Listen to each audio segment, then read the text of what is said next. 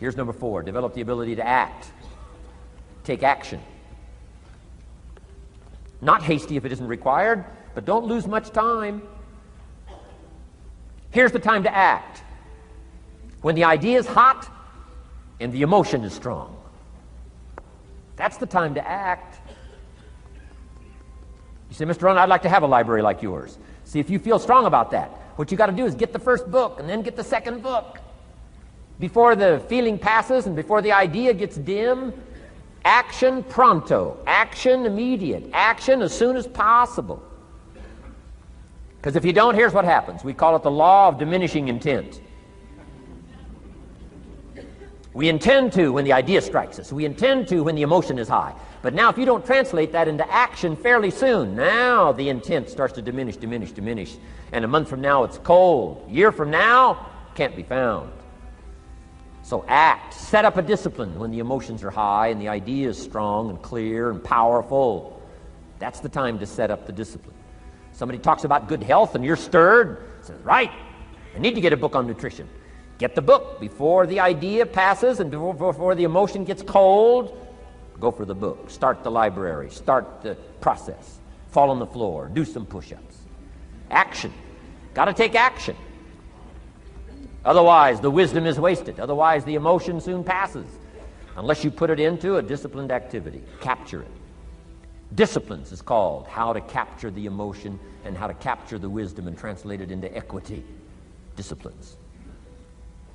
Now, here's what's important about disciplines. All disciplines affect each other. In fact, here's a good philosophical phrase. Everything affects everything else. Nothing stands alone. Don't be naive in saying, well, this doesn't matter. I'm telling you, everything matters. There are some things that matter more than others, but there isn't anything that doesn't matter. Okay. We all pity the man who says, well, this is the only place I let down. Not true. Key to take home. Every letdown affects the rest of your performance. Every letdown affects the rest. This is part of the educational process on personal development. If you don't take the walk around the block, you probably won't do the apple a day. If you don't do the apple a day, you probably won't start building your library. If you don't build your library, you probably won't keep a journal, and you won't take pictures, and then you won't do this, you won't do wise things with your money, won't do wise things with your time, won't do wise things with your possibilities and relationships, and the first thing you know, 6 years of that accumulated, and we say you have messed up.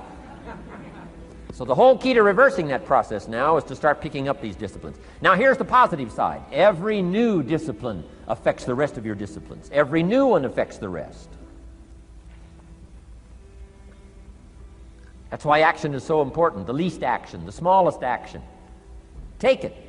Because when you start accomplishing and the value starts to return from that one action, it'll inspire you to do the next one and the next one and the next one. You start walking around the block, it'll inspire you to get an apple. Get an apple, it'll inspire you to get a book. Get a book, it'll inspire you to get a journal. Get a journal, it'll inspire you to grow, develop some skills. All disciplines affect each other. Every lack affects the rest. Every new affects the rest. The key is to diminish the lack and set up the new. And you've started a whole new life process. Key. Also, one more thought on discipline. Here's the greatest value of discipline. Self-worth. Self-esteem. People are teaching self-esteem these days, but they don't connect it to disciplines. The least lack of discipline, and it starts to erode our psyche. One of the greatest temptations is to just ease up a little bit, right? The slightest lack of doing your best starts to erode the psyche. Instead of doing your best, doing just a little less than your best. Sure enough. You say, well, it's just going to affect my sales. No, it's going to affect your consciousness. It's going to affect your philosophy. Now you've begun in the slightest way to affect your own philosophy. Here's the problem with the least neglect. Neglect starts as an infection. And if you don't take care of it, it becomes a disease. And one neglect leads to another. And the worst of all, when neglect starts, it diminishes our self-worth, our self-confidence, our self-value. You say, well, how can I get back my self-respect? I'm telling you, you don't have to go to 29 classes. All you have to do is start the smallest discipline that now corresponds to your own philosophy, like I should, and I could, and I will. No longer will I let neglect stack up on me so that I will have the sorry scenario 6 years from now, giving some excuse instead of celebrating my progress. That's the key to discipline. Okay? Let's get kids involved in the least of disciplines. One more, and then one more, and then another one, and then another one, and then some more. And the first thing you know, you're starting to weave the tapestry of a disciplined life into which you can pour more wisdom and more attitude and more strong feeling, more faith and more courage. Now you've got something, a vessel in which to put it, and now the equities start to flow. And the early return, I'm telling you, if you'll start this process, the early return will have you so excited, you'll commit yourself to this strategy for the rest of your life. You'll never go back to the old ways. Join a new crowd, join a new group. The disciplines to do it, take action. I recommended the last time I was here the little book, Richest Man in Babylon, and I said I've lectured now to over 3 million people in the last 33 years, and I've recommended this little book to almost all of them, I think. Guess how many have actually gone and got this little book? Answer, very few. My best guess is 10%. Such an easy thing to do.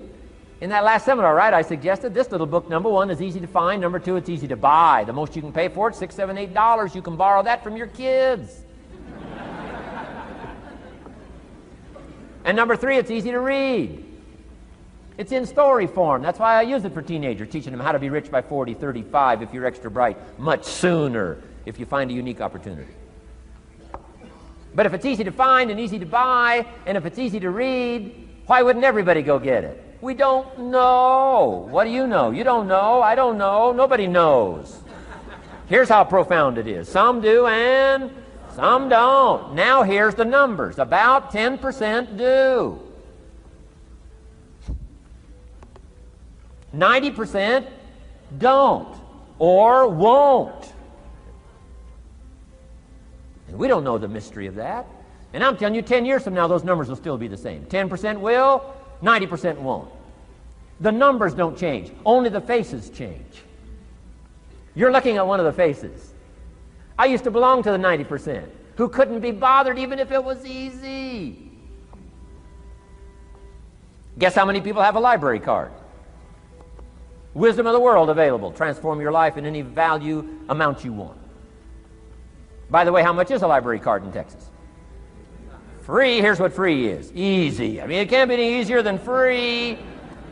Somebody says, well, would you bring it by? Well, no. At least you got to go get it. No.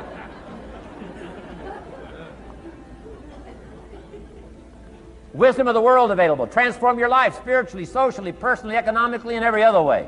Teach you how to be rich and powerful and sophisticated and healthy, influential. How many people have a library card? Answer, 3%. 95, 97% couldn't be bothered. Guy specializes in happy hour, but he doesn't have a card. And now readily and quickly blames the government and blames his company and blames policy and blames the pay scale. When if he only knew, if he joined the 3%, here's my advice to you today. Walk away from the 97%. Don't talk like they talk. Don't act like they act. Don't go where they go. Don't specialize in what they specialize in. Throw away the blame list they cling to. Start you a new life. You say, well, is it as simple as getting a library card and join the 3%? And the answer is, of course. Of course. That's how easy this stuff is. This is so easy. It's so simple. It's not complex. You don't need a 2,000-year-old guru.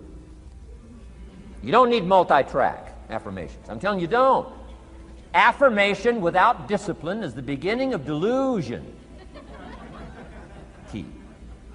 Don't let somebody sweep you into some contrary way to nature itself says, unless you labor. The miracle of the seed and the soil and the seasons and God and all the other stuff that's available, sunshine and rain, that's not available to you by affirmation. It is only available to you by labor. So labor well. Okay. learn well, discipline yourself well, and you can have all the treasures you want. This stuff's easy and simple. It's not ocean waves and seagulls. You don't have to move to Sedona, where all the force fields come together in Arizona.